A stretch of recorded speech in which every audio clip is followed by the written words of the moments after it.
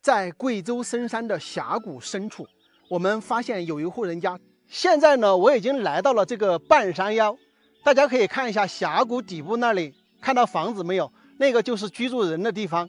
整个这个地方的环境非常漂亮。这个电线呢，就是拉下去给他们照明用电的。走吧，咱们下去探访一下。咱们这边的大山就是那种望山跑石马。你看，我们眼睛看着这个房子，跟我们的直线距离可能就是几百米吧，应该不到1公里。但是实际上走路呢，可能要走2公里左右啊。这个路真的是挺滑的，它这个泥巴呢，好像是那种黄泥巴，所以说你踩上去呢，非常的晃，一不小心呢，可能就要摔一大跟斗。走这种不怎么经常走的这种路呢，不管是上坡下坡都会有汗。下坡呢是吓得出汗，上坡呢是累得出汗，两种都要出汗哦。看到房子没有？现在我们已经差不多下到峡谷的平处了，没有刚才那么陡了。这里有一棵野桃树，上面的桃子都熟了，但是我这儿不好过去，算了。我们已经看到人居住的地方了，又是喂了几头狗，我的天！听到这个狗声我都有点怵。这个地方大家看一看，真的是山清水秀，鸟语花香啊，风景如画。这水不小哦，哇，这水好舒服。你们说这种地方爽不爽？太爽了啦！没人在吗？这是在这里养蜂，看一下这里这么多箱的蜜蜂，然后这个坝子这里呢有好多的这个烧鸡，上边呢放了有一些对儿，有一些好像是药材，这个好像是药材吧，咱也不认识哦。我看看，先从这里走下去看一下哈，因为整个下边的视野比较开阔一点。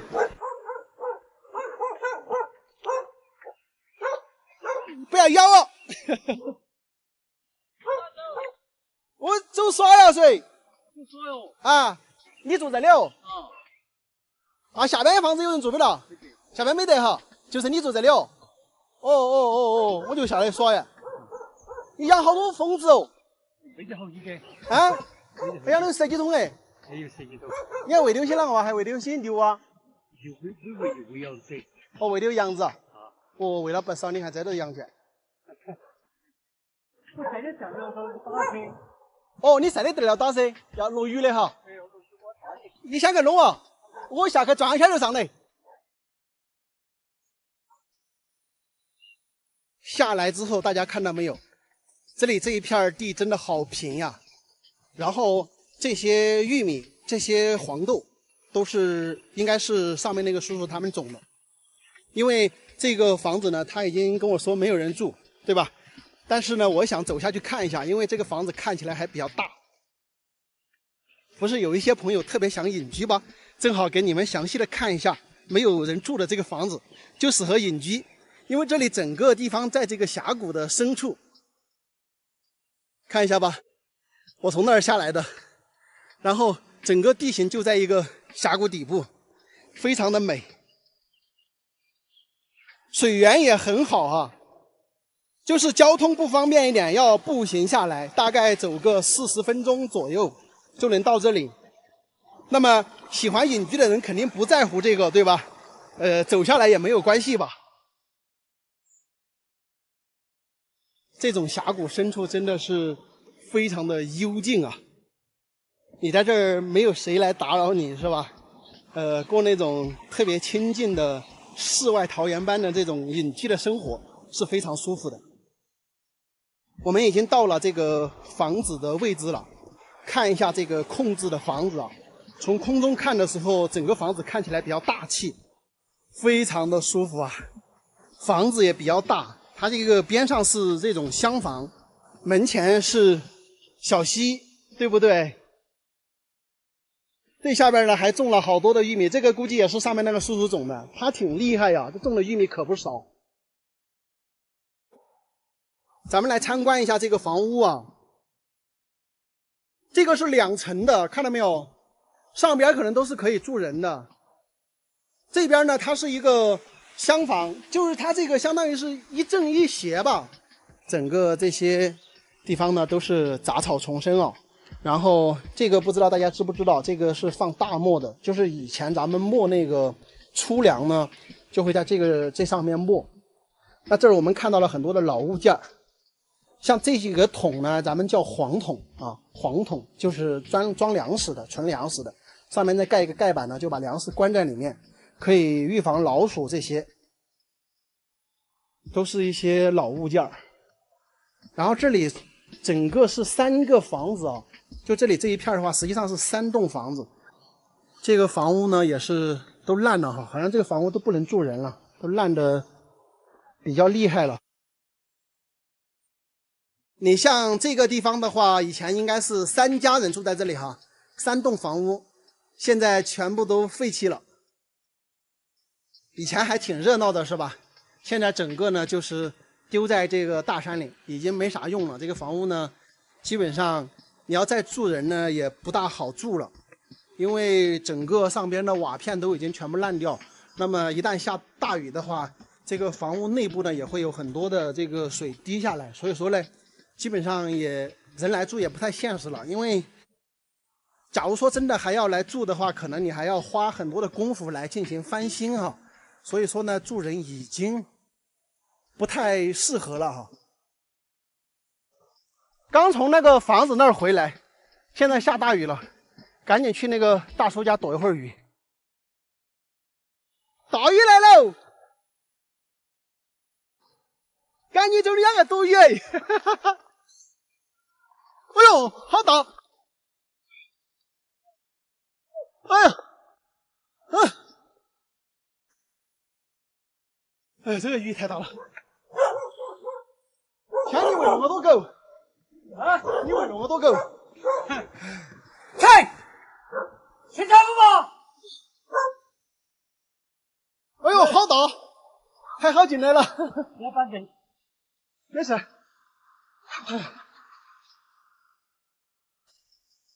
你这也干来这的吗？是啊。老伴儿呢？那些那么多包裹都是你种的啊？那叫大家帮忙种的种好种这个有这个。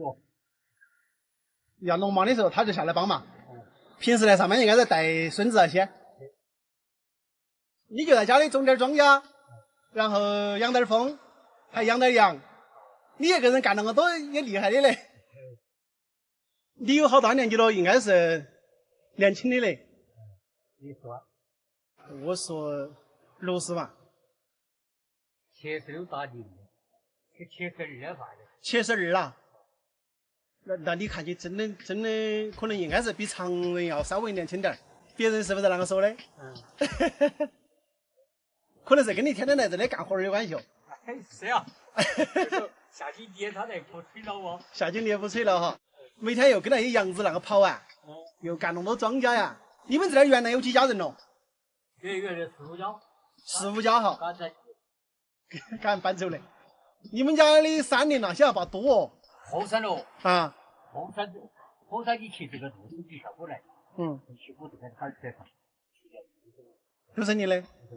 有好多亩啊？有400多亩荒山。我就晓得你们这边每家每户都不少。刚刚下大暴雨啊，在大叔家躲了一会儿雨啊，然后现在没有下雨了，我现在已经回城走到半山腰了，跟大叔聊了很久。后来我才发现咱的录音设备坏了，跟他聊天的整个过程都没有声音，气死我了。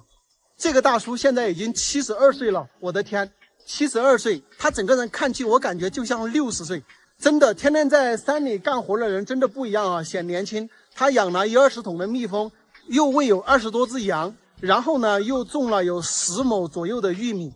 哇，真的是挺厉害的，一个人干了那么多的活，大多数时间呢都是他一个人留守在这里，然后他老伴呢，因为要到桐梓县城去带孙子嘛，所以说大多数时间都是他一个人在这里啊。然后这个大叔呢，他们也不是原来就居住在这里，大概是60多年前搬到这里的。他跟我说呢，他几岁的时候，大概就是59年、60年那个年代呢，因为他们自己住的地方饿饭比较严重，就是没东西吃嘛。然后这里呢是他的外公们住在这里，用他的话说的话，就是那个时候他都差点饿死了，才没有办法搬到这里来跟着外公住。这么一住呢，就是60多年，所以现在呢就一直居住在这里。当然呢，现在他的小的他们早就在城里面去居住了，只是他呢可能舍弃不了这个地方，留在这儿呢做一些种植，做一些养殖，每年呢还可以赚一点钱，我觉得是相当的不错的了。你看他整个人的精神状态看起来就非常好，对吧？70多岁了，看着就像60岁一样。看到没有？这就是山里的天气，这边都是白云飘飘，然后我头顶一朵黑云，这个雨就是从这朵黑云落下来的。你说这朵黑云，你赶紧走行不行？就飘在我头上，真的是气死我了，搞得我全身都快湿了。我就在这儿等，我看你过不过去，要不然我一直走的话，他跟着我走，我要得淋到上面去。我在这等他过去了之后，我再走。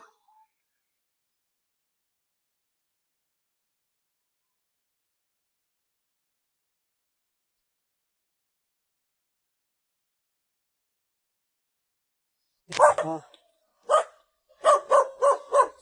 你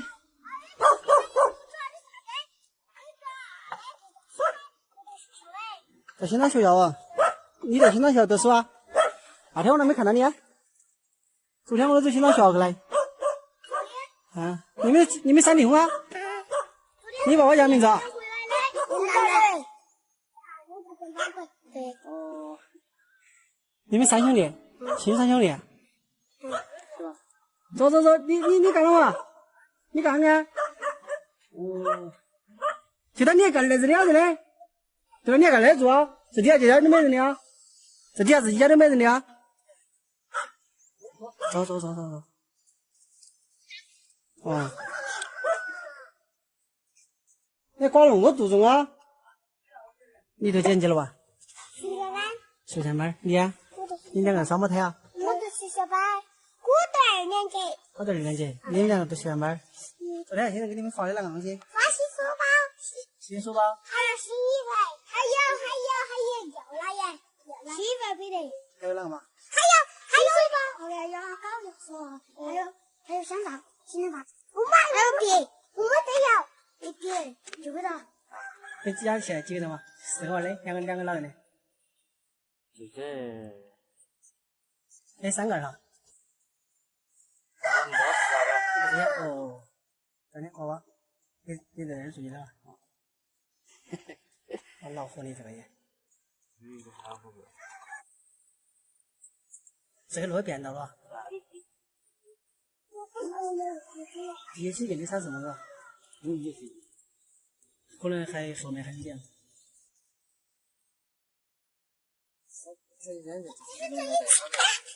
那个需要站的哈。对。把路上那头，你们这底下是家都是没人的噻。这是查查。这一房都全部都查。你的才查了？你自个儿哈？这自个儿了。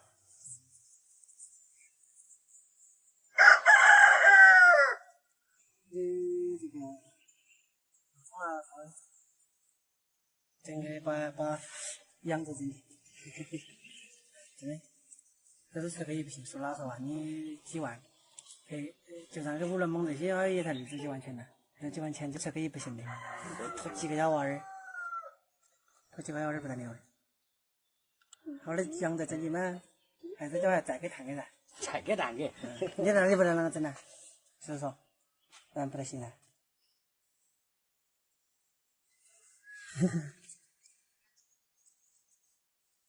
到高丽有家那个油啊，那做的家是哪家嘛？张家那回到哪儿来了？有公上海噻哈。一家就是这样子，看那家就是这个张亮噻。张亮。现在我走这里走一路，张家走了吧？你从这下来是吧？啊，从建沟下来了。啊。你走路走啊？走会儿吧噻。要跟他路片哈。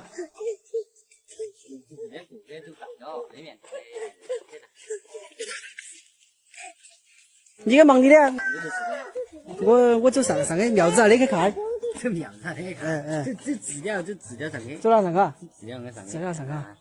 那我走去了，你跟忙你活了，我走了。算了。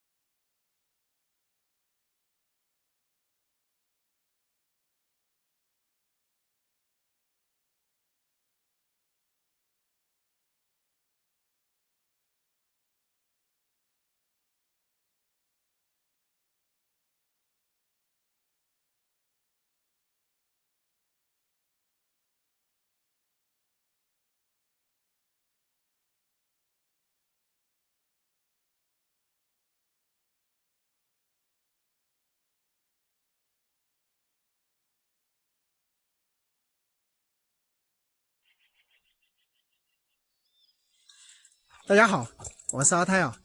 现在呢，我在我们村里边，就是前几天嘛，我不是在这个山上，两个老人家那里买了一点鸡蛋嘛，当时没给钱哈。那个好多网友呢都说我不应该这样欠账哈，应该把钱给人家，确实也不应该这个欠人家老人家的钱啊。所以我今天上去呢，把钱跟他带过去，然后看看有没有鸡蛋。再买一点哈，给大家看一看哈。我家就是住在这个位置的，然后呢，从这里公路弯过来，弯到这个下边，然后从这儿小道上来，再经过这个竹林过去呢，就到这两个老人家住的地方了啊。步行上来也不远的，快一点几分钟就到了。哇，大家看看这个竹林里面的竹笋都长出来了。这么粗，这个竹笋也是特别好吃的。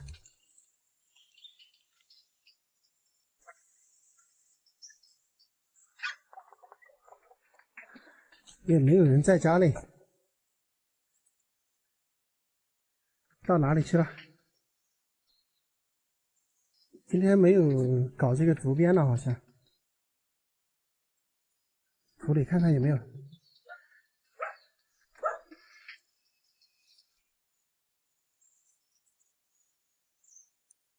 你在外边这些路包括那个死掉的啊，你摘掉，摘的花样啊摘。啊，这个花，这边明天他一开就不出来了。你干了好久了？你从头一开始干的哦。哎，你这把人涂掉好几天呢。一天了吧？你不白吃回家吃饭呐？中午去哪儿的？我不是没有干过上午啊。下午几点钟吃饭呢？好吧，接下来连续要干20几天了。你挖洋芋啊，这好宝贵啊！你自己都干不到哦。挖洋芋、炸烧、烤炒，一个月干到都好得很哦，20几天，一个月都干不到。你少干点嘛，明天就可以少干点嘞。挖洋芋你有鸡蛋没呢？我都。走啊！我去搞点鸡蛋，我只要把钱拿给你，欠你的钱也没拿给你。要几个？啊？要几个？要50个就行了噻。上车50个，我正好带的钱也刚好够。50个就无所谓，老子吃饭去。我给半桶莲花白。这个才你没倒油哦。也全部是虫屎，最高有。来来。哎呦！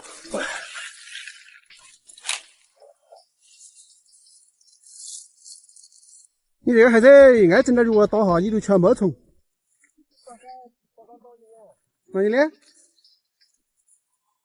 你拿东西，你说你这做这东西一样都不打药？我都不敢打，原来我这样我都亲人打，我说打了才危险的很呐。哦，你见不到这种药是吧？我亲自见出的。这个火火装机的话，他车这个垃圾一点都投不到。不管是小广播老头也打是也给等于火山个没路，也个人没有坏事。你挣的没挣啊？没挣啊？啊？没挣了，你要就是路上的。我那一组了你卖6酒。卖的了。对，算是的50个，是的50个。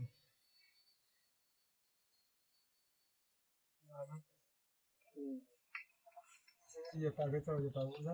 哎，100就行了，我拿了两个莲花白6，还有10块。不见了，行了，拿不掉，不见了，走了。是的，要回头。行了，可以了，这样也行了。不见了，我走了，不耽误你干活了。好了，朋友们，鸡蛋也买到了哈，买到鸡蛋了就回去了，不能在这里耍。他们现在这个特别忙，这两个老人家真的是很勤劳，种那么多的地，然后这个除草啊、挖土豆啊什么的，他说接下来1个多月的话都要连续干活，没有时间玩的，太勤劳了哈，还种那么多，咱也不能在这里耽误他的时间，本来说想耍一下，都算了，走了，不耽误他们干活啊。朋友们，大家好！现在我在遵义凤冈县的大山深处啊，沿着我眼前这条3米宽的公路啊，向里边开几公里呢，发现有几户人家在那儿。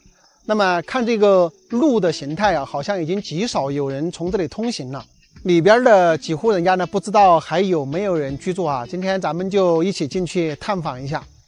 这个地方的地形呢是非常的隐蔽的。要倒几个弯，过几个峡谷呢，才会来到这里。哦，等于这里就带你们2个人。有点让谁打电话就往里就晓得。哦，对，有啷个事的话就跟小孩打电话，他就来了哈。因为我进来的时候看到这些路都没搞，有些地方车子都过去刷的。老了，1年3就是我过，我已经起来我就去过路了。就去过路哈。如果老了过不得了。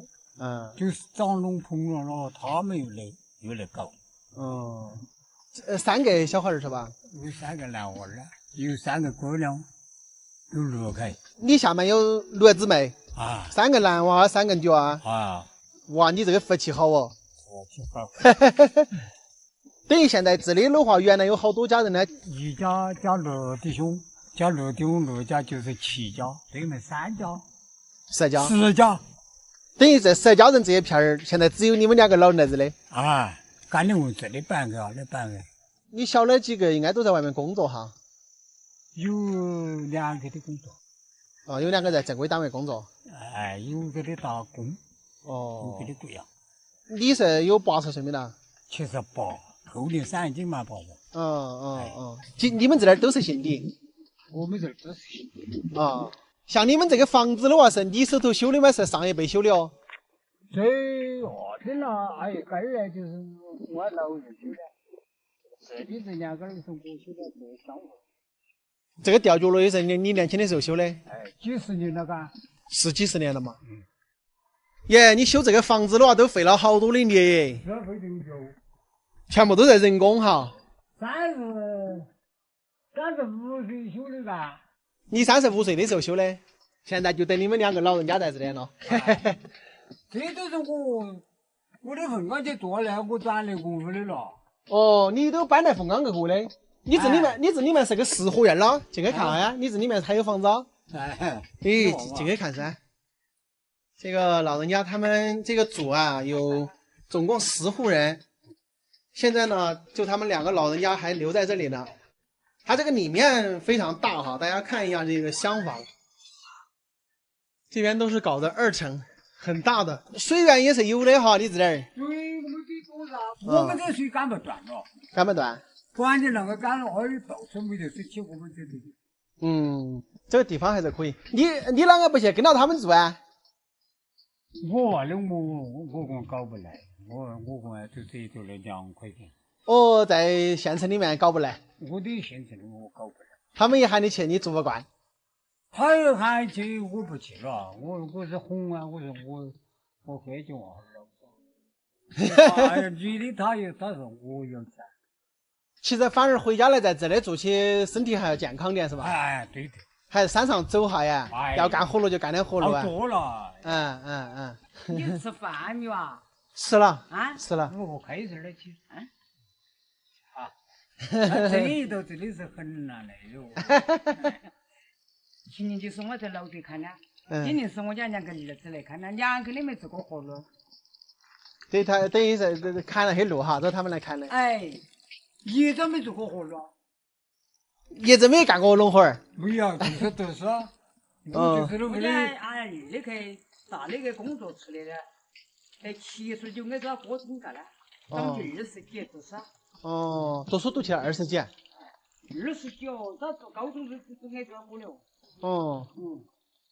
那看来你们这儿还出人才嘛？这个问题是哪辈子出的？哪辈子有个？哪辈都有干哈？你们这辈就在你们家来了。我媳妇儿，我儿同学，咱同学，我是我们乔家回家来的。哦。我是超人啊！好多年纪大的人，他都宁愿自己做。哎。如果生了病了，抬不起来了，躺了呀，车子拉着就上。你浪费了，血花了。意思你们还喂的有蜂糖啊？我也是这个小孩儿呢。哦。这个老人家要搞点蜂蜜给我吃啊！我们这昨天晚上刚弄的。他中午要破工吗？有人他拿给都拿吃吃，好运的他都拿吃。那看一下，这是昨天晚上刚搞好的蜂蜜。正儿八经好蜂糖。那不断桥啊！对，安逸得很，安逸得很。老人家太客气了。可以了，太客气了。搞点蜂蜜。可以了，再倒点水，不然太甜了。以前嘛，农村里住的人都多，大家的土地做的也不啷够扯，因为就容易扯了嘛，这正常得很。人一走出来去嘞，这里人少嘞，就好整嘞。哪个地方都是的。还吃点不？不吃了，你吃梦完的，我都还没吃完。吃蜂糖哎，吃醉了不得了哎。晓得了。你起蜂糖就闹鬼，起多了，他起反攻了都这个票他起一票，没起过干。起多了醉，也醉了比喝酒醉了恼火。因为我们这是棉花糖，没得像庄稼，挨大山去采药花。对。他一定是这里有那种药花呀。我们叫黄连钱，我们这儿的地是说黄连，原来所以就叫黄连钱。那你这个蜂糖的价值就高了。是了。1倍2倍的。哦，就是这边这家房子。我们以前房子，他就做阿头，我就做头，他家6个。他做阿头，你做枝头。你家是3个姑娘3个儿，他家6个儿。你们这个真的是又罚人又罚钱了。那边呢？那边那个房子？那边都是他的哈。那边做家开。这边做街开哈。这个他们这里这个宅基地啊，挺厉害的。几兄弟都是下面的人都很多。刚才我还没有注意看这个地形，这个地形确实是不错的。搬来5倍了。搬来5倍了。应该以前也是。搬来这里打几倍人的单头了，维护小是啷个得发去了？等于搬过来的时候有几倍的话都是单的，得盖儿。得盖儿。差点就没得嘞。维护了就不发去了。维护了就开始罚哈，就是又罚人，然后又罚财的哈。占地置业背的下面的话，哪家都是几个7、8个的哦。是了。那怪不得人真的多哈。他这个弄的，他是从是从长久这个对上来，追过来的龙在军下的路啊，他在龙的，军下就在落溪了。对对，就在你们这个房子那儿落的血。这里是个狮子啊，那边是个关大人，那边。我们这个倒是就是窄小了，不行。他你好像有水只传那个，他渡出去就好了。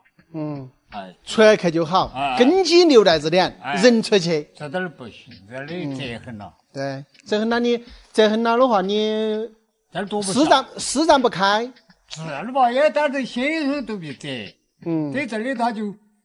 你搞我搞你的，你整我的，我拿到你呀，妈也就搞不那样。对，他一搬出去，没去干脆搬出去。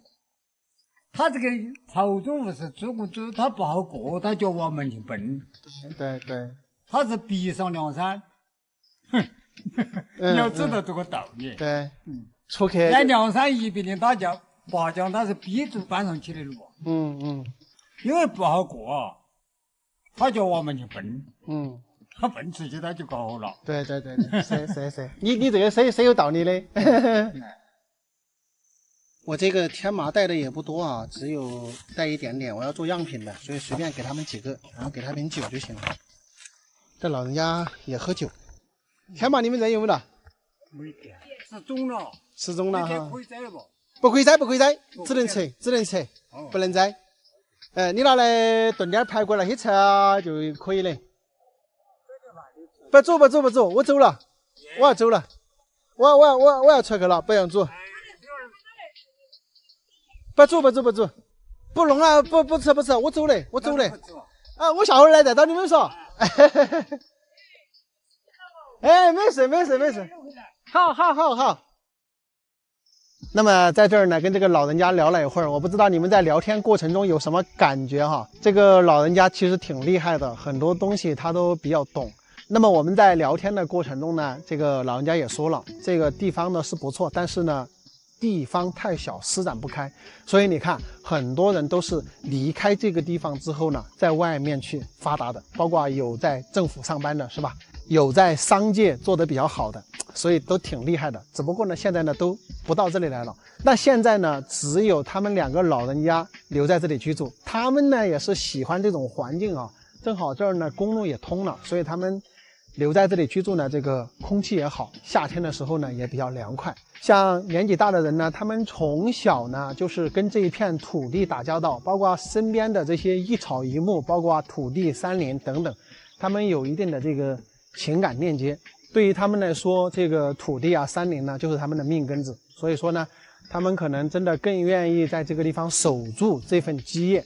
我想他们大多数人都有这些想法吧，不管子女在外边混得怎么样，风生水起也好，怎么样也好，最起码这里还有一个退守的地方，是他们在这里跟你守着的。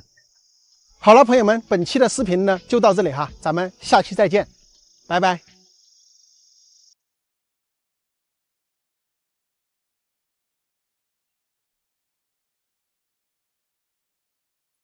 朋友们，大家好！现在我在全球最大的天坑村湖北恩施的陆苑坪，这个地方呢也是全中国唯一还没有通公路的村庄，因为它就在一个巨大的天坑底啊。这里平均海拔1700米，坑底方圆约5平方公里，四面环山，崖壁构成了一道天然的屏障，进出仅有几条小道攀爬崖壁出山。形似一个硕大的条形天坑，这里的村民啊进出村落全靠2条腿。直到2016年，一个旅游开发商看中了陆苑坪的天然环境，投资了3个多亿，在这里开发旅游区，为村民修建了1528步台阶，也在这里修了世界上最长的斜行电梯。这部电梯长约380米，高300米。光这部电梯的造价就耗资7000多万。2021年，这部电梯才开始正式运营，供游客及当地村民乘用。以前需要步行2小时的路，现在坐电梯只需3分钟就能上崖。这个地方为何叫陆苑坪？这么巨大的天坑底，又怎么会有人居住呢？相传呀，在明末清初的时候，湖南常德府桃源县的裴姓三兄弟迁居到此，在山上试种湖南带来的稻谷种，只开花不结籽，意识到地势高可能不出稻谷，于是寻找可种稻谷之处，意外发现这个天坑，但无路下去，于是在悬崖上挂接36匹白布，揪着白布下到崖底，到了坑底才发现这里地势平坦，周围悬崖绝壁，飞瀑流泉，一河中流，气候温和，土地肥沃，茂林幽谷，非常之漂亮。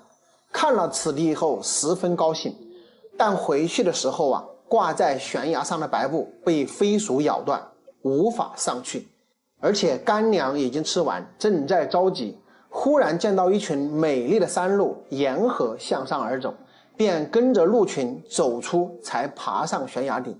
之后啊，他们便从这里凿路到崖底，在河两边开垦荒地，种植水稻与茶油，获得成功。部分裴姓人呢，开始从外部陆续迁到这里居住，后来又有其他姓氏的人们迁到这里，共同开拓这一片与世隔绝的地方。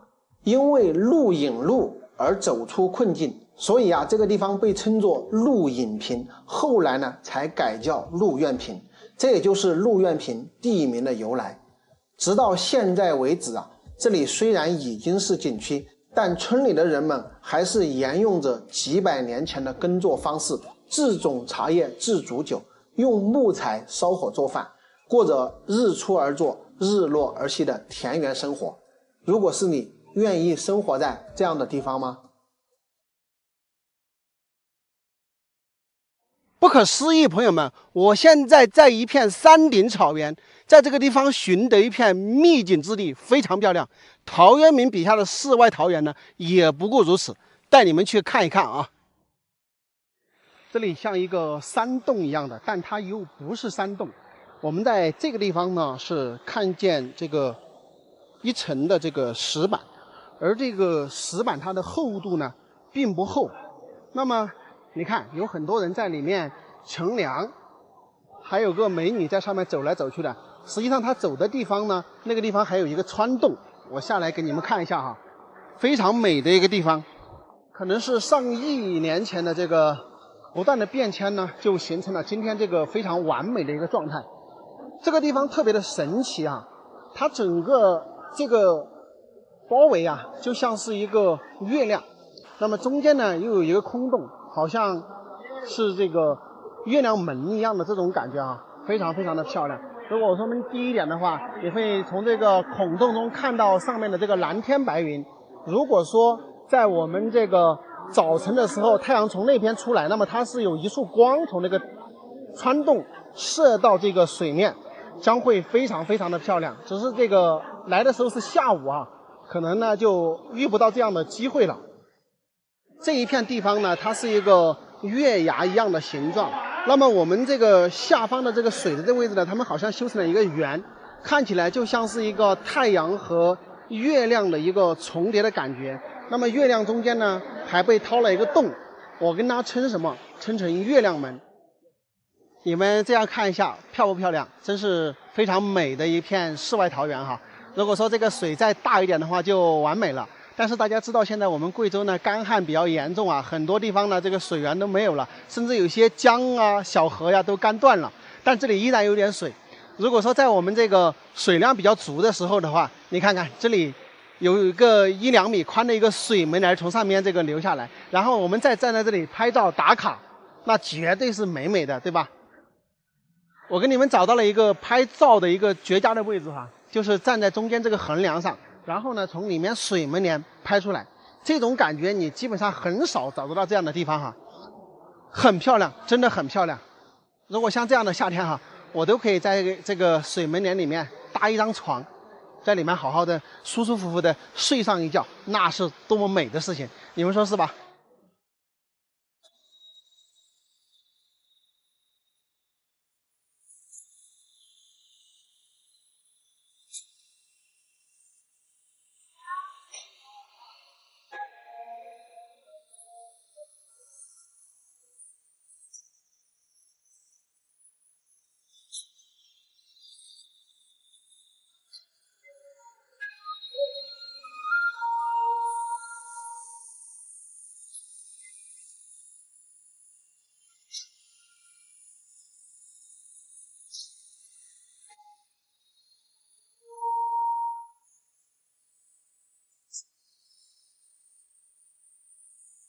好了，朋友们，今天的视频呢就跟大家说到这里，咱们下期再见，拜拜。Hello， 大家好，我是阿泰啊。越来越多的农村人离开农村进入城市，最近呢，阿泰发现很多偏远的一些乡村呢，逐渐的在消失，也就是年轻人、老年人都已经走了，那么剩下的呢，就是一些破旧的一些房子，没有人居住啊，也就是基本上是处于一个荒废的一个状态。那么曾经的这种乡村繁荣的景象呢，一去不复返。是否这个乡村的消失啊，是一个不可逆的现象？但是呢，通过我在农村跑了这1年多呢，我个人倒是不太这么认为哈。我觉得重启乡村繁荣呢是有机会的。为什么这样讲呢？我发这1年多的视频，我发现就是城市里边，就是60岁左右的老年朋友啊，退休的人员非常非常多。但是这些人呢，他们就非常希望、渴望到乡村去过这种田园式的生活。那么这个实际上为乡村振兴呢提供了一条很好的路径。因为我们现在的这种乡村旅游啊，包括这个避暑啊等等的打造，实际上政府需要花费庞大的资金去做这个事情。但是如果说能够把乡村一些荒废的一些房子，就像我后面这些哈，都是荒废的，如果能够把这些废弃的一些房子和土地资源来利用起来的话，我觉得乡村繁荣是还有机会的。为什么这么讲呢？城市里面有大量的这种退休人员，他们实际上退休之后是没有什么事情做的，就是养老，对吧？所以说这个给我们乡村繁荣振兴提供了一条非常好的路径，而且是不需要政府去花费大量资金去做这种广告啊，做这种基础建设呀等等，就保持原有的这个模样就可以。大家可以想象哈，我们农村的老百姓，很多地方搬迁的老百姓搬走了之后也在外面工作，也没有在这个村里面，那么很多的土地和房子都是一个荒废的一个状态，实际上这些资源是完全浪费的。假如说有人到这个地方来居住这个房子，并且耕种一些土地，那么我们的土地资源也利用起来了，一些荒废的房子也利用起来了，而且呢会给当地的老百姓增加一些收入，对吧？因为你的房子和你的土地荒在这里呢，实际上是没有任何的作用。那么这是其一。其二呢，因为在城市里面的这些退休人员，他们也想到乡村来过这种田园生活，而且也退休了，也在城市里面没有事干，对不对？那他们就非常想要到乡村来享受这种农村的这种田园生活。那实际上如果说两边这个资源进行一整合的话，是不是对大家都有好处？城市里面的退休人员，他们能够过上自己想要过的生活，而农村的朋友呢，出去把这个房子丢在老家，出去打工啊，挣钱呀，或者在外面生活呀，那么他又可以这里额外增加一份收入，何乐而不为呢？那么再一个就是最重要的一点，就是把这个农村一些废弃的资源给用活了。我告诉大家，这些城市里面的退休人员，他们有政府工作人员，有在各个职位很牛技术的人员，一些搞科研的人员等等，那么有非常多的这种人才。而这些人才呢，一旦退休了之后，实际上他们已经就闲置了，明白吗？就是他的才华，他的能力就已经闲置了，就没有发挥作用了。我想说的是什么意思呢？如果村庄里面有这种规划的话，把这些高精尖的这些老年人啊，就是技术型的这些老年人，如果能够引进到村里边来的话，我相信是村里面的一笔巨大产。那么我想说的一个重点就是什么呢？城市里面的退休人员，他自己有他自己的人脉圈子，有他自己的非常成熟的资源。如果说这些人一旦进入农村来这里居住养老之后的话，他看到这个地方环境非常落后，当地人民的这个生活水平相对比较差，那么他一定会去用他自己的资源和能力，多多少少为这个地方做一些贡献。这是人性。人真的到50、60岁的时候，你会看清楚、看明白很多事情。他们这个时候一定会去为社会做一些他们自己力所能及的一些贡献，这是我个人认为的。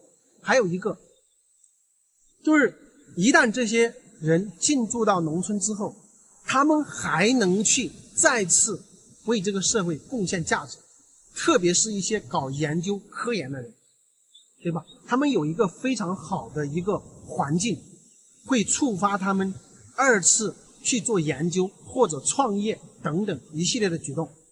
在城市里面不可能有像我身后这样山山水水的这种好的条件，为他们创造这种好的条件。所以这些退休的人员进入到农村之后，很有可能再次去实现他们二次的人生价值。如果真的能够把农村里面的一些废弃的一些房子、土地给利用起来，然后把我们城市里面的一些退休人员吸引到村里面来的话，我认为是一个有百利无一害的动作。为什么这样讲？第一，给农村的农民增加了一点收入，是吧？第二，就是可以为我们的国家和社会减轻压力。此话怎讲？他们入住到这里来之后，他们可以去种地做菜，自给自足，是不是就是为国家减轻负担？如果他们不来做这个事情，我们这个资源也是浪费的，然后他们拿着退休金也没有去做任何的事情，你们想一想是不是这个道理？所以说他们能够到这个地方来去实现自己二次的人生价值的同时，能够为国家创造更多的价值，并且为社会减轻负担。所以说呢，我认为这一条路呢是乡村振兴非常好的一个路径。只要把当地的一些废旧的房子和荒废的土地通过村里面统筹把它利用起来，然后我们对外去把这些退休人员他们想到农村来居住生活的这一些人引进到村里面来，而且不需要我们政府去花多少钱去打造什么乡村旅游，完全不用，就保持这种原生原态的这种面貌，我觉得是最吸引人的。当然这里要给朋友们提醒一点，就是不是说所有的村庄都适合我说的这种办法。我的一个标准就是什么呢？你这个地方非常原生态，并没有进行过任何的开发，而且地理位置环境都非常好的这种位置，就非常适合我说的这条路径啊。如果说哪个村子你们有这样的想法，想去按照这个路径去规划一下的话，我可以免费来给你做一个宣传和推广。好的，本期视频就到这里哈，感谢朋友们的观看，咱们下期再见，拜拜。我看到他给上面都在加强文物保护，促进生态文明，还是政府来整的啊？还是政府整的哦。他个房子好多年的？应该是100多年的历史了，我说的。100多年。我们看到这个，每年过年的时候，就在这个草木杆告花子去堆堆，他把米锄出来拿给他吃，他呀还和告花子同去吃饭。就是姓梁的这个地主。那个时候他不是那个贫穷富贵，说过他把那饭菜也舀得这点来，他和告花子一起吃。吃一顿了，他到道上跟人家也一根接几声都把米的锄跟他背起。哦，他虽然说自己很有钱，又是地主，但是他不嫌贫爱富。他有钱了，他像现在那些手账手求不到啊，他道上屋头肉酒背一些，请几个常年背一路去。他你比这种啊，他是有钱噻呗，他不差你账了，他你自己不拿钱，你去哪去玩呢？是啊，你看开收账收不到人家的账，还看到人家吃饭都困难，还要再帮人家。是啊，他背起了，背起他一些钱的猪起一顿了，肉啊酒也来起帮人和那些欠他账的人起一顿了。好又没得酒局又走了，他说他钱都没得，他又酒啊肉给你起不是？是。那这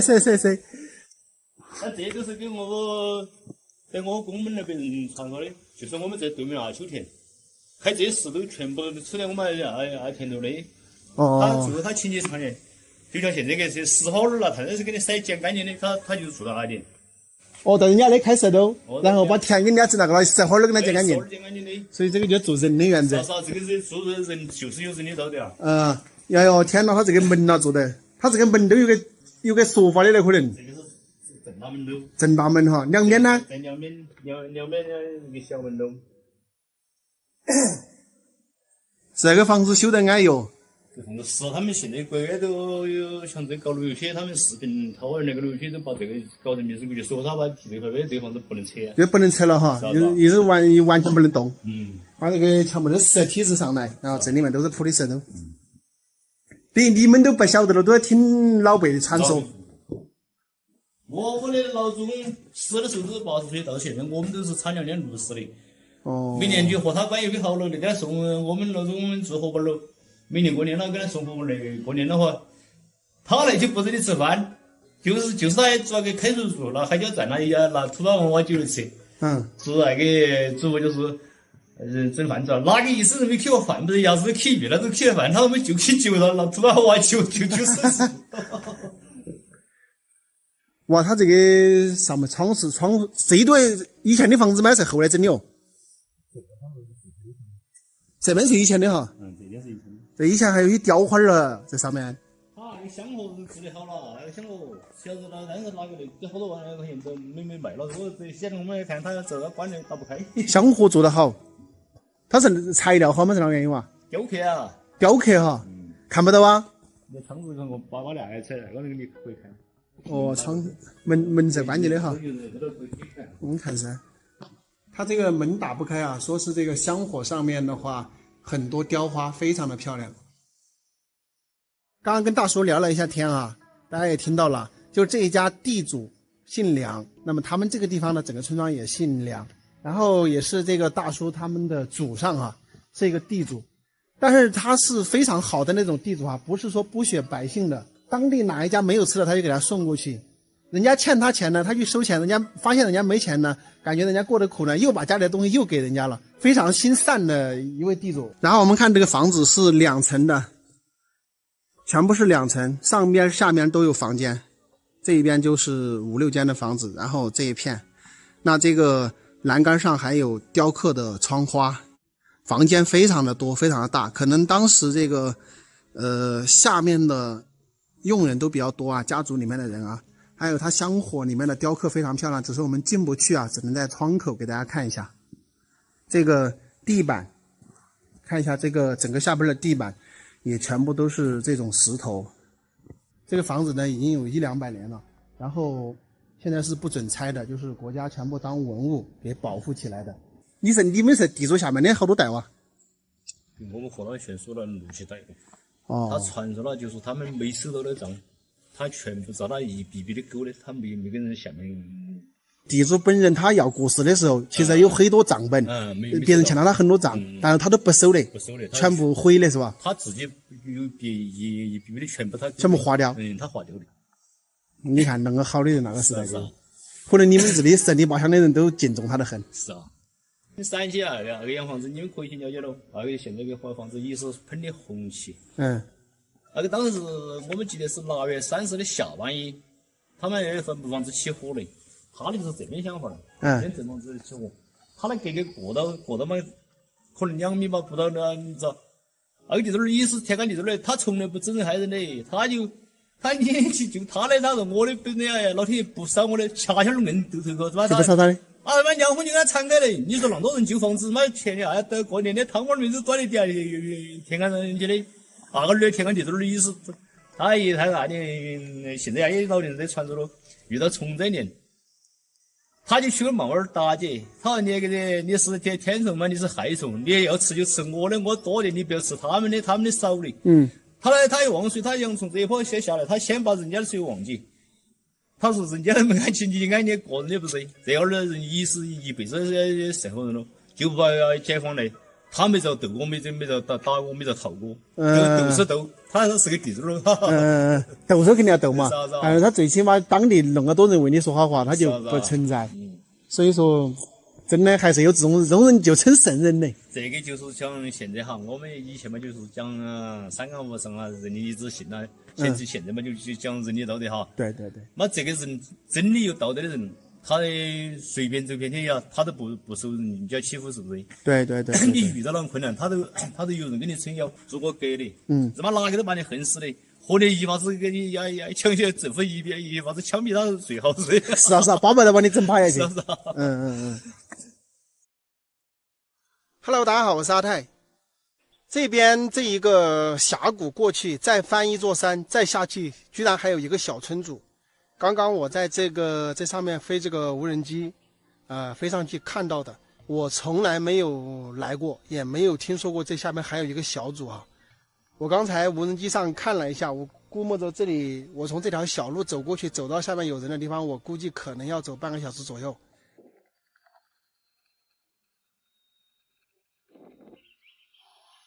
从这里过去，过那个山，还要过去，还要过山。我都担心我走下去的时候很轻松啊，从这个山翻过去啊，但是走上来的时候，我估计就累个半死都要。你们看看这个路有多稀吧，全是这样的泥巴。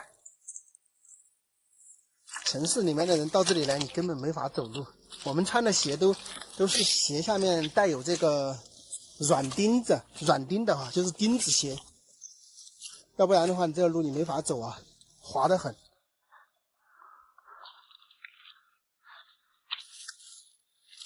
哎呦，我去，差一点没摔跤。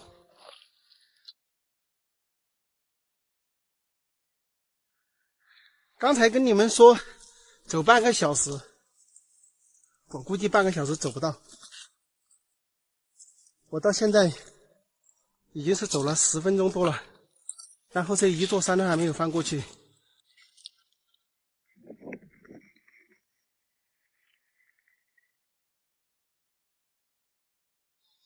这个是从村里面拉下去的电。哎呀妈呀，我走到这里走了20几分钟了，已经才过第一个垭口。我是真佩服这些搞电线杆的，这些电杆全是人工搞在这个山上面来的。这么陡的这个路往下坡走，又是这么多的这个石头，挺难走的啊。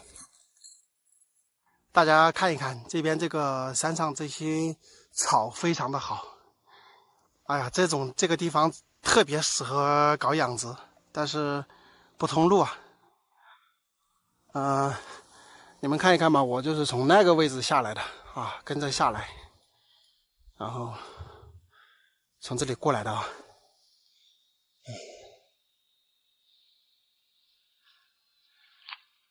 现在呢，我要往这边走过去，到那个村主呢，已经不远了哈，但是现在我已经走了半个小时多了，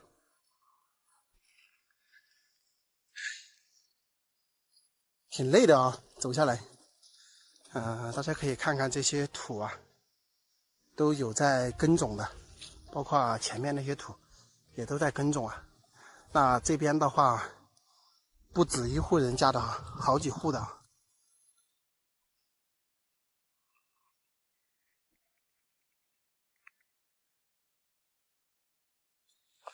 到了，前面就有人家了。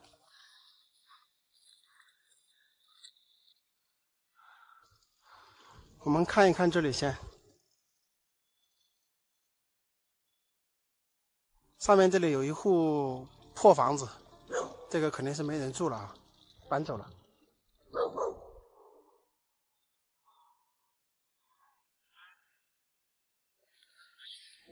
这里还不少哎，好多户哎，看看。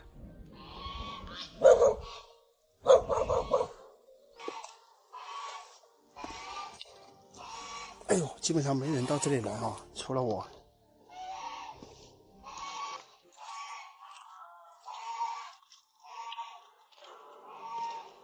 哎呦，吃饭没了，老娘？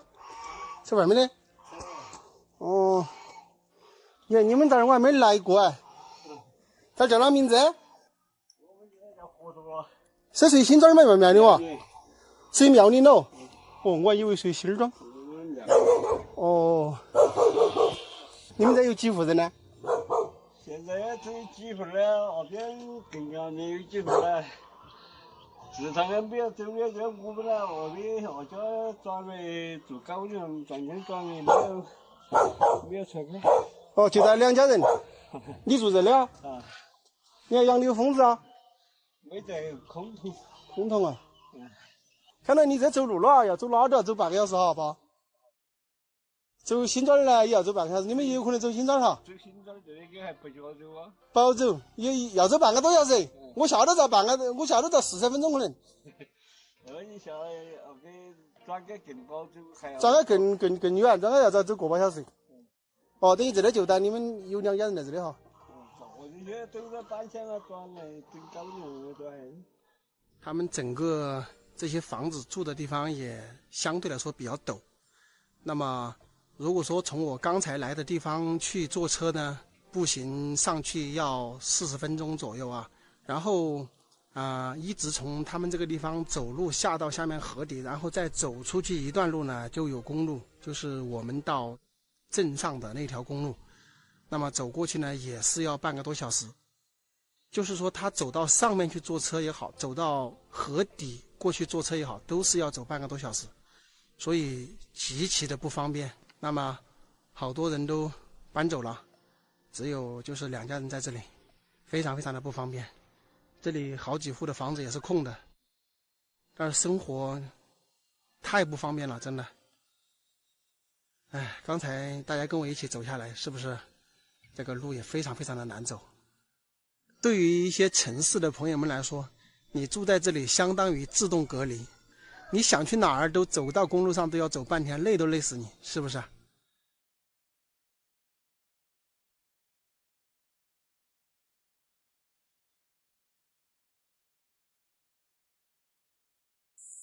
大家好，我是阿泰啊。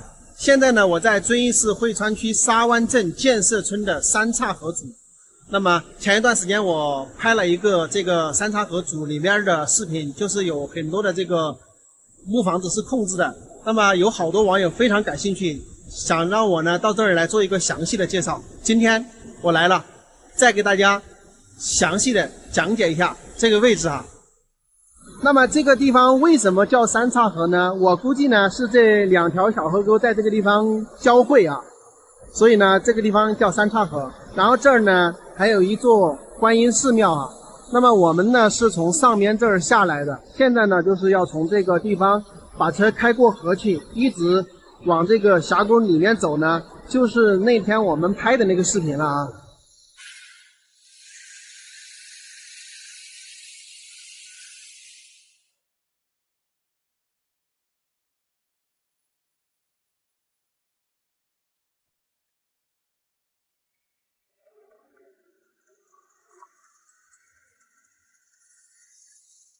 我们刚才是从这个下边的寺庙那个位置拐弯进来，那么这个地方呢有一家人在这里住的，然后这边这些房子也是没有人的啊。那么我们要去的呢是上边一点这个小组，那儿有很多的木房子。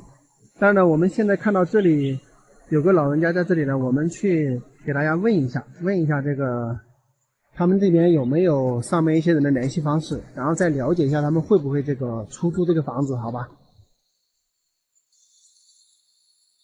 看一下这条清澈的小河流啊，小河沟就是从上面那儿流下来的。吃白米了，老娘？吃白米呢？你这个人搞的啷个凳了？这个叫啷个凳了？自己留的种子吗？哎，对，到时候哪个时候让你再搞点种子？你是哪点了？我真硬的，找人办了嘛？上床。你们在上边啊，那样好多房子都空着的哈。哎，高级那家一口气那家房子，那家好几项挨到的哈，那家挨。那家是一家人。那家一家人哈。你这个底下总共好多杆吗？啊？底下总共好多杆呢？底下吗？啊。我儿子啊。我说那在上面是6个卧室。上面就有6个卧室。下面呢？下面来讲是每个卧室都下面。哦，下面就是说。外面是厨房。啊，有厨房，上面是6间卧室。你这个房子肯定有人喜欢。给他估计又安逸，又是个大平包。如果有人来，我就喊他联系你嘛。啊？有人来我就喊他联系你。反正你这个房子都拍进去了嘛，他们也晓得。他们一看视频就晓得的。刚刚我在那个大叔那儿呢，跟他了解了一下，因为这儿只见到他一个人啊，跟他了解了一下。他说他自己的那个房子呢，2层的小楼呢，他也可以租出来啊。这个具体多少钱呢？朋友们可以来找他谈啊。这个下去呢，那儿就他一家，那边呢也还有2、3栋的这个木房子是没有人居住的。当然我站的位置呢，就还有3、4栋、4、5栋的这个木房子啊，包括这个再往上走呢，上边也有。所以说呢。这个地方整个环境、空气都非常好。今天呢，跟大家做一个详细的介绍。这儿我站的这个地方的海拔大概是1080、90的样子啊，就是1100嘛。整个是凉风扰扰的，非常的舒服哈。两边都是这个高耸的这种大山，正好中间一条峡谷地带呢，有一段平缓的这个路面。那么他们的房子呢，就是居住在这个地方，所以整个。避暑的话是一个非常好的一个条件。那么还有就是朋友们想要知道的，就是可不可以在这儿搞养殖的问题，我也可以跟大家讲一下哈。就是这个地方呢，如果说你搞大型的养殖，就是说你要喂个几百头啊、上千头的这种是基本上是不可能的但是如果说你是居住在这里，我想喂个10来只、20只羊，比如说养个3头、5头猪。或者喂个几百只鸡，这个是没有问题的哈，这个是完全可以的，因为它不会对环境造成污染，你这个量比较小是吧？具体这个地方怎么来呢哈？朋友们要导航遵义市汇川区的板桥镇，也就是娄山关那边是吧？这儿离娄山关很近的。导航到板桥镇之后呢，你再导航建设村，那么就可以导航到这个三岔河这个位置来了哈。你们到这儿来之后呢，就是直接去那个楼房那一家去找那个我们镜头中出现的这个大叔，这个老人家哈，他一个人住在那里。那么所有情况你就问他，他也跟我说了，他的这个楼房他也是可以出租的，他可以整栋全部租出来，他住后面的老房子。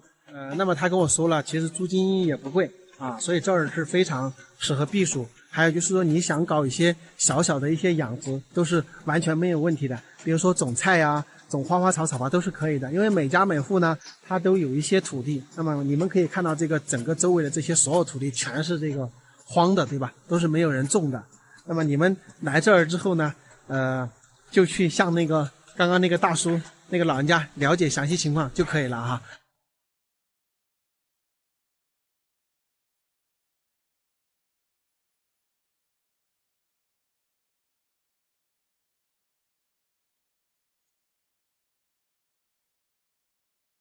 Hello， 大家好，我是阿泰啊。现在我依然在建设村啊。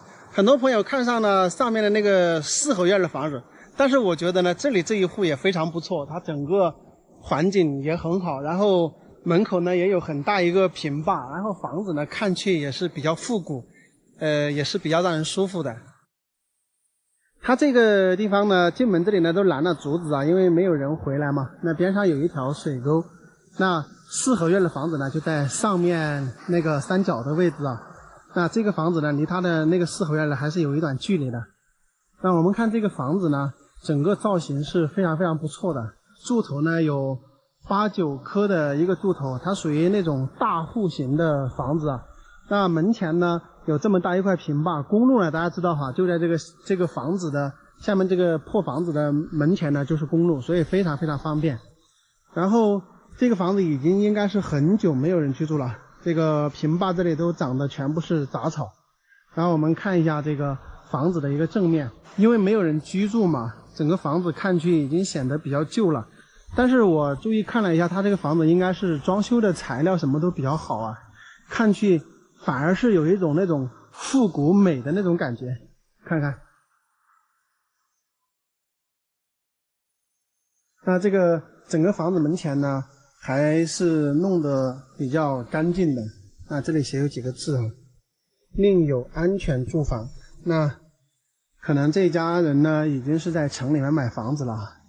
他这个房子看去真的是让人比较舒服啊，是一个很复古的一个状态。我们看这个详细地址，建设村三岔河组，这个不用我说，大家已经很熟悉了哈，看我视频了。啊，看看这个楼的上半部分全部是用这个竹子来编织的，看到没有？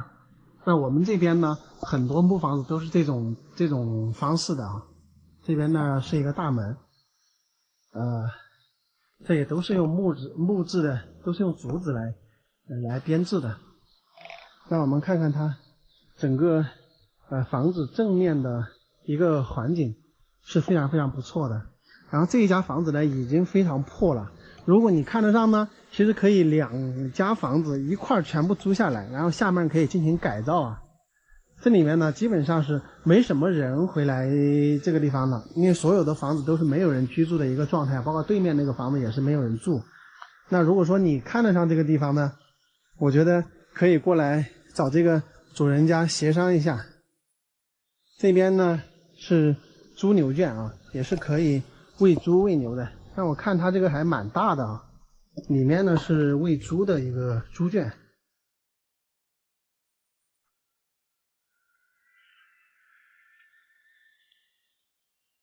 非常大气啊，整个房子是非常大气。它这边居然还有一个古墓，哇！来龙地结城，这个房子边上还有一个古墓，这个古墓不知道是哪个年代的，而且看这个模样的话，应该是达官贵族啊，或者说是以前的地主啊等等之类的吧。坟墓修的比较大，而且也比较古老。看这些石头，看到没有？这个下面的那个石头都是那种水晶石来进行修建的。大家可以感受得到，这个地方应该是风水是非常非常不错的。那这个可能应该是这户人家的祖先，还是说别人以前葬这儿，咱也不知道哈。这个，但是它不是靠着房子的，因为有这个猪圈、牛圈隔开。这边呢堆了好多柴，这里有这个是小磨啊，就是磨豆腐啊，磨这种细粮的。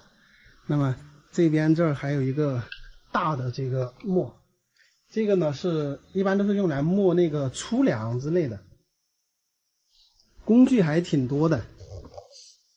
这房子真的是很漂亮，它这个就是整个这个房屋的这个颜色看去像是做旧的一样。但是实际上它这个就是本色啊，很漂亮。我特别喜欢这样的颜色的这种房子，看起来就是那种古香古色的啊，非常漂亮。怎么样，朋友们？大家觉得这个房子怎么样呢？丢在这里没有人居住，确实还蛮可惜的。整个这个院坝都长了这么多的一个青草。这个房子呢，整个看去古色古香的，我是非常喜欢的。这个详细地址呢，大家也知道哈，在汇川区沙湾镇建设村的三岔河组，很详细啊。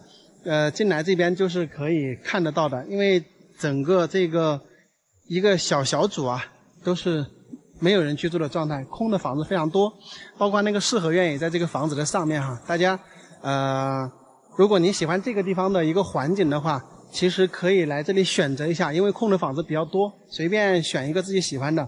这个房子呢，确实是非常漂亮，这个整个环境也很好，交通也方便，这个水源也是充足的，然后周边呢都是大山啊，云雾缭绕的这种感觉哈，就像仿佛就在人间仙境一样的感觉。如果喜欢这个地方呢，大家可以收藏一下啊，有机会的时候呢，可以过来这边参观，就当到乡村来旅游一样的来看一看这些古建筑啊。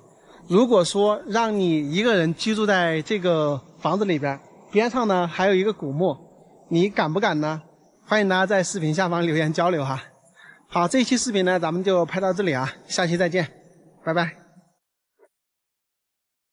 人鬼同屋，你听说过吗？眼前的这座神秘山寨被称为天下第一土家寨，它建在一块巨石之上，四周都是绝壁，顶部平坦开阔，水源充沛。过去在这块巨石之上曾经生活过500-600人，犹如世外桃源一般。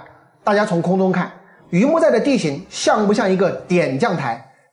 在这座寨子里有2座庞大的墓葬群，代表着那个时代的财富和权势。其中有一种独特的丧葬习俗，叫做人鬼同屋。这里是榆木寨，位于湖北利川市牟道镇重庆与湖北的交界处，进出这里只能通过一条几米宽的掩体山梁进入寨子，可谓一夫当关，万夫莫开。我现在呢来到了进入榆木寨的这个山梁上，我相信从空中的视角，大家能感受到这个地方是一个薄薄的山梁，这边雕刻有榆木寨的字样，这一面崖壁上有一些孔洞，应该是插木头做吊桥用的。或许以前为了御敌，在寨楼前方设有吊桥，除了村民通行，还作为第一道防线的用途。不过现在已经看不到原来的面貌了。眼前这一座就是榆木寨的寨楼，寨楼修得非常结实，楼上的方孔应该是预留的射击孔，在这个地方把守啊，两边都是悬崖峭壁，还真是一夫当关，万夫莫开的气势。寨门也非常的厚实，在冷兵器时代有人把守的情况下，想要攻破此门谈何容易。通过寨楼往前走没多远就到寨里，榆木寨居住的全部是土家族人，至今还有20多户在这里居住。这里有人鬼同屋的习俗，他们崇尚后死薄生，什么意思呢？就是自己可以在艰苦的环境下生活，但对于死去的先人则要厚葬。他们认为先人可以庇佑后代，因此榆木寨中最神秘的就是古代的墓葬群了。其中最具代表的就是橡子木和双寿居，一个代表权势，一个代表财力。其中双寿居就被称为人鬼同屋的代表。今天就带大家去看一看这两座神秘的墓葬。穿过寨子左侧的一片松树林，我们就来到了橡子墓。该墓为土堆墓，占地约60平方米。墓前刻有同治5年的镂孔雕圆弧形墓碑，碑高3米，宽2.8米，上面刻有主人姓名、生卒和人物细纹形象浮雕。橡子墓是榆木寨墓葬艺术的典范代表，它的寿葬碑是3箱3层4柱的楼阁状，最上层是一个方形的龛顶，4角翘檐，象征着墓主人的身份不一般。第2层主体为神龛，上边刻有皇恩宠赐的字样，四周是双龙抢珠的透雕装饰，神龛内外布满浮雕，非常的漂亮。底层是正拱门通向墓室，两侧刻有千秋功名成语录，一生笑傲寄烟霞。墓主人橡子啊，因乐善好施而被朝廷赠赐9品封典，官虽不大，但名声显赫，是当地权贵的象征。离开橡子墓，我们来到了寨子上，看到2栋超大的4合院，但并不清楚这是什么建筑。走到下面，遇到一位老人家，非常的客气，他告诉我这2栋4合院是之前大地主住的地方，也是寨子里最有钱的人，后来被赶走之后啊，房子就空下来了，当然现在被作为文物保护起来了。老人家非常客气，告诉我他家就住在这里，偶尔有游客来也给游客做饭。言谈之间我也有一些饿了，就叫老人家给我煮了一碗面条，他还专门去地里采了自己种的小青菜，别说这面条真是好吃，我一口气就吃完了。老人家很讲究，房间里收拾得干干净净。不过呀，老人家也跟我聊了，说外地游客到乡下来呀，看到我这一老太婆煮东西，怕是好多人都不敢吃哦。我说你放心啊，现在的人啊都很好，况且你这么爱干净，人家肯定是愿意来的啦，大家说是不是？告别了老人家，我们来到了双寿居。没错，这里就是人鬼同屋的地方了。该墓是墓主人生前修建，1866年开始修建，1869年完工，耗时3年多才修建完成。双寿居为院落式墓葬，有廊有院，共3门2进，占地100余平方米。穿过侧门来到墓碑前，就能看到双寿居了。这是2位老人合葬的墓，从上面的双寿居字样就能判断出来。墓地紧挨着屋子，俨然一座小型的宫殿。碑上雕刻的一部分是忠孝典故，一部分是本地风物。墓碑雕刻非常精美，碑分3层3箱，底层嵌镂空雕，上层刻防狼物语、龙凤花草，人物细纹共90余件。每到逢年过节呀，子孙都会把饭菜摆放在墓碑前，和祖先共饮共餐。这一户主人为何要修建这人鬼同住的墓地呢？听刚刚煮面给我吃的老人讲啊，其实这家人在当时来讲并不是很富裕，只是一个富农。大家知道吧，按以前的分级啊，富农上面有半地主富农，上面呢才是地主，所以说富农比地主是要低2个级别的，并不算富有。只不过墓主人本身就是石匠，所以才修建了如此豪华的墓室。当初把墓地修建在房子边上呢，或许是为了更方便作业，也说不准。怎么样，朋友们？如果让你来居住在旁边的房子里，你有没有这个胆量呢？因为时间关系啊，今天我就只能带大伙儿逛到这里。榆木寨还有山阳关、亮梯子等等古迹，距离寨中都比较远，而且路不好走。据说亮梯子是一根一根的木料插入崖壁孔洞中，做成梯子，逐节攀升上崖壁，犹如云梯一般直上天际，脚下就是万丈悬崖，没有任何的保护，非常需要胆量才敢来行走啊！如果你有兴趣，可安排一整天的行程去挑战一下。我是阿泰，关注我，带你看遍乡村美景、人文风情。Hello， 大家好，我是阿泰。我在这个大山里面发现了这一户人家没有人住啊，我感觉这个地方环境非常好，门口呢还有一个大平坝啊。有想到山里面来居住的话，我觉得这里不错啊。我给你们看一下环境啊。大家看一下这个房子的这个边上哈，还写有文化2个字啊。看来这一户人家还是很讲究的啊。看一看这个房子是大概是这个样子，上面有一个悬崖，悬崖是延伸过来的啊，过来，然后这边你看这个房屋门口是一大片的地啊，这里可以做一个大院子，看一看很平的啊，一大片。然后我走下去反过来给你们看看啊，很平很平啊，这一块。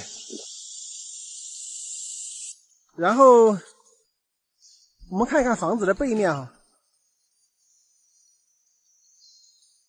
房子的背面是这样的啊，右边啊，右边大家看一下这一片山啊，上面有一片竹林啊，这边这一片全是竹林啊，然后这边这是公路啊，公路是通过来的哈。正好通到家门口，是刚刚通的啊，应该才1个多月吧，1个多月2个月刚刚才通的。然后这里他这户人家方圆的几公里是没有人的，是没有人的。大家感觉这里居住环境怎么样？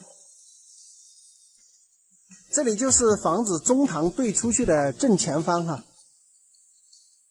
大家感觉这个地方怎么样？而且这个房子啊，随便就是来装修改造一下就可以住了，很亲近啊，真的很亲近。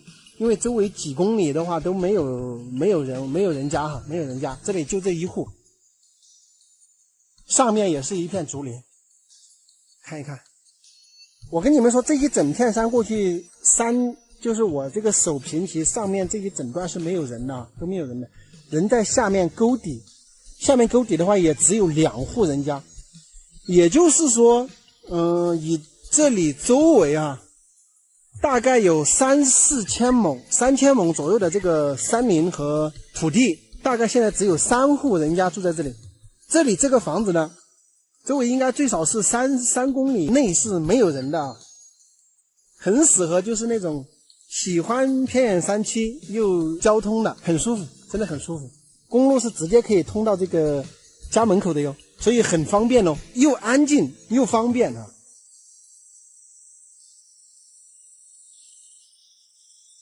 好了，如果是这么一个环境优雅、无人打扰的这么一个清静之地哈，如果是你的话，你愿意住在这种地方吗？哈，欢迎大家在视频下方留言评论啊！好，本期视频就给大家拍到这里啊，咱们下期再见，拜拜。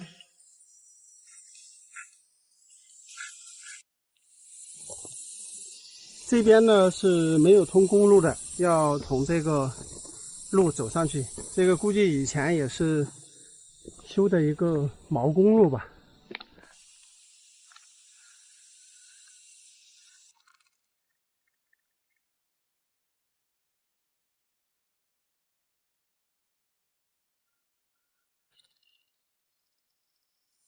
路面上的这个痕迹呢，上面是肯定住有人的，感觉会经常有人走的这个痕迹啊。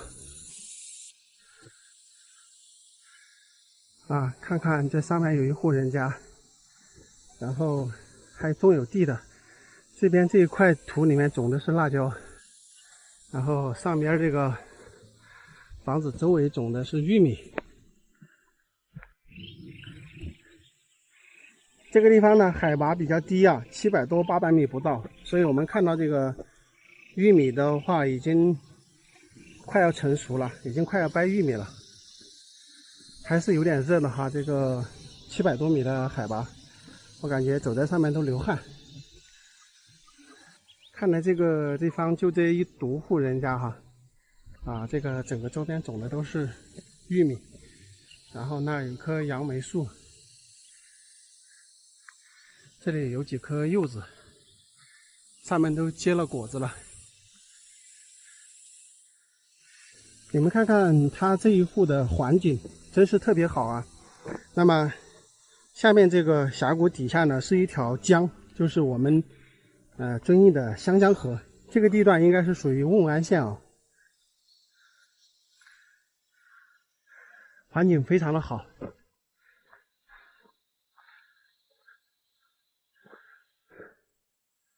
看看有没有人在家，刚刚走下面走过来的没看到人。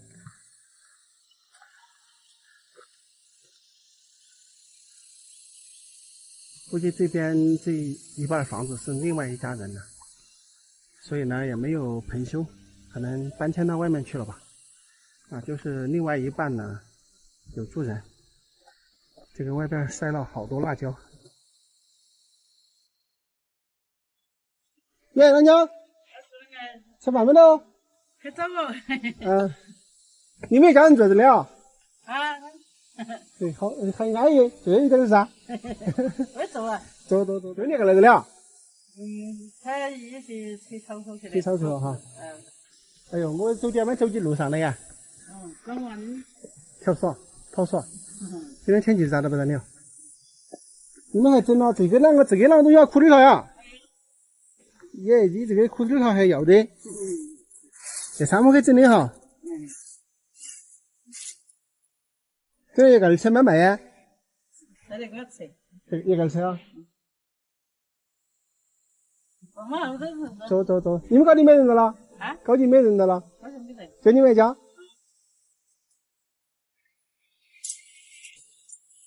你还有风扇？哎呀，好热！要走起上来还要走一些。在那个哪年生了？哦，没读书哈。放假了吧？哦。大班的小班呢？在哪做？在哪做啊？不是说我那个。看样差不多到了哎。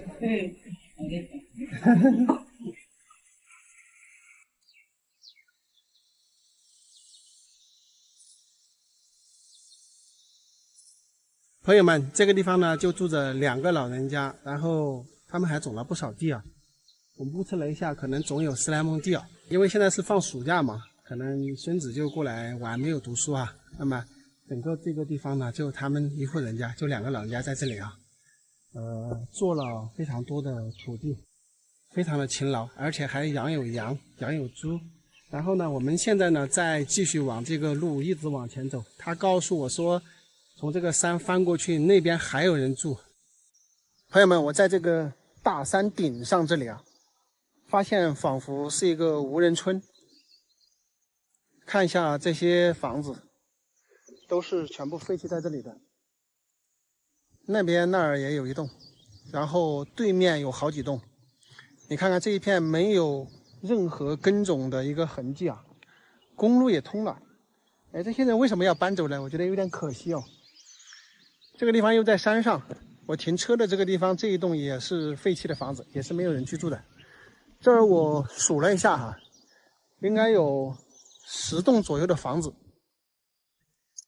太美了啊，这个地方，看看这个房子这么漂亮，正好在这个大山顶下边一点点的位置啊，而且这个村子这一片是非常非常平坦的。这为什么都搬走了呢？特别可惜啊！我们找一找看看有没有人居住的。哇，这个土这里弄了一下，难道有人回来吗？我们先看一下这个房子啊，这个房子漂亮，而且这个上面的瓦也是翻盖过的。哇，有人养蜂在这里，我估计是主要养蜂，然后才把这里周边的这些草给清理干净的。主要是这个地方的环境真的漂亮啊，你们看一看，这些曾经都是水田，对吧？这个水也不缺啊，你说这个地方缺水也说不过去。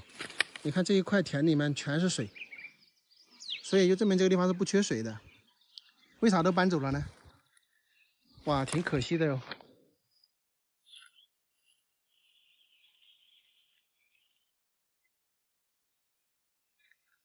这个村庄太漂亮了哈，这里的海拔呢也是1000米左右。哇，看看那里那么多的房子，那里好几栋。这一栋房子也是挺漂亮的，这个院坝也这么大，为啥要搬走呢？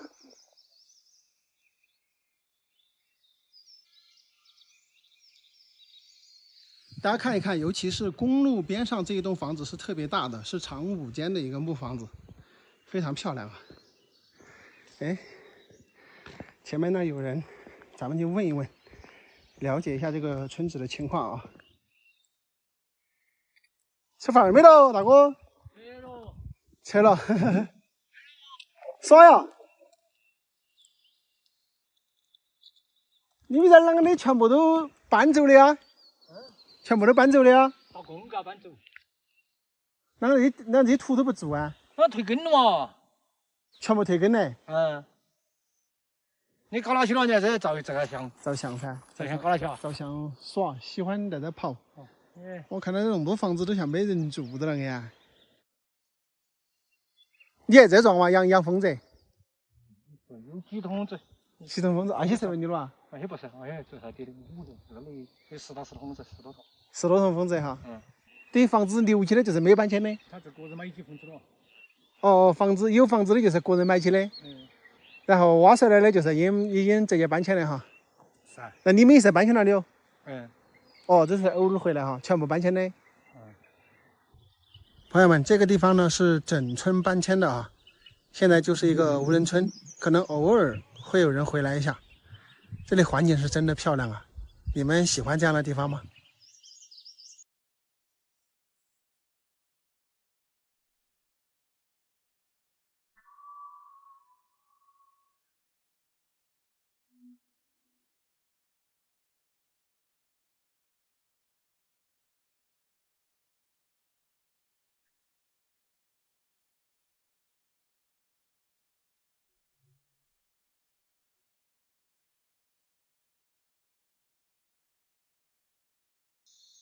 大家好，我是阿泰啊。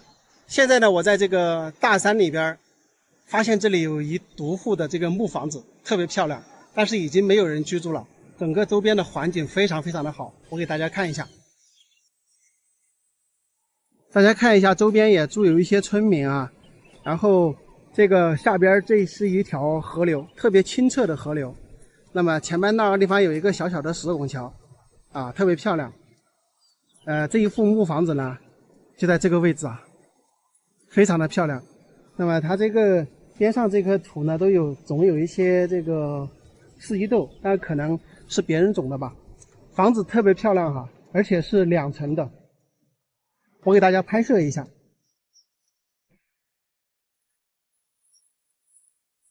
特别你们看一下这个门前，是吧？这有水稻，有玉米，然后这儿有一条特别大的河，啊，很舒服的一个地方啊，朋友们。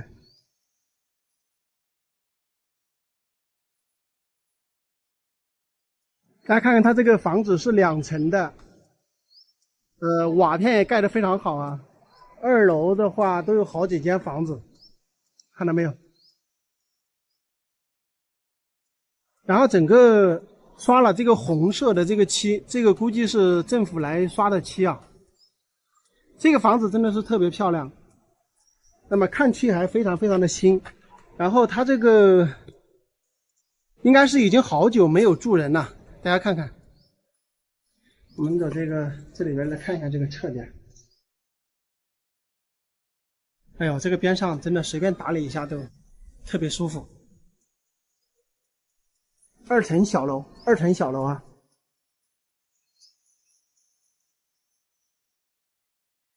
我跟你们说呀，木房子就有这点好处，只要到了这个木房子下边的话，就是非常非常的凉快。这个地方的详细地址呢是这个遵义市汇川区四渡镇麻沟村。那么这是一个小组，这具体是一个什么小组呢？我也没有看得特别清楚。我等一下去问一下当地的村民呢，把这个详细的地址呢跟大家写在这个评论下方啊。正面呢就是3大间的一个房子啊，它这个房子就是说稍微把上面装一下的话就可以住，而且是非常非常舒服啊，2层的尤其是住在第1层的话会非常的凉爽啊。